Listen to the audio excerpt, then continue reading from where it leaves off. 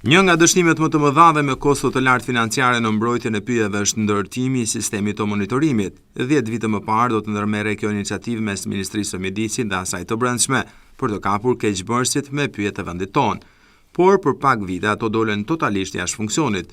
Diku u shmontua nga persona të panjohur, diku tjetër qëndruan siç ishin, por në shumë raste u vodhën bashkë me kullën prej hekuri.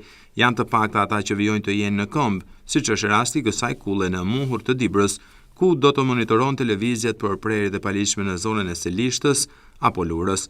Kjo kull nuk është vetëm simboli dështimit të një projekti, por edhe i dëmit ekonomik prej 1.2 milion euro që i kushtuan taksa paguesve shqiptar. Në të gjithë vendin u ndërtuan 28 kulla monitorimi të pajisura me kamera, por ato nuk arritën të kapin asnjë abuzues. Të dhënat zyrtare tregojnë se rastet e paligjshme të prerjes së pyjeve të konstatuara si në rrugë ashtu edhe në fundet pyjore kanë qenë thuajse të njëjta me ato të viteve para se të vendoseshin kamerat. Sipas ekspertëve në Shqipëri priten rreth 2.5 milion metër kub lëndë rusore në vit, ndërsa rritja vjetore e pyjeve është rreth 1.4 milion metër kub në vit.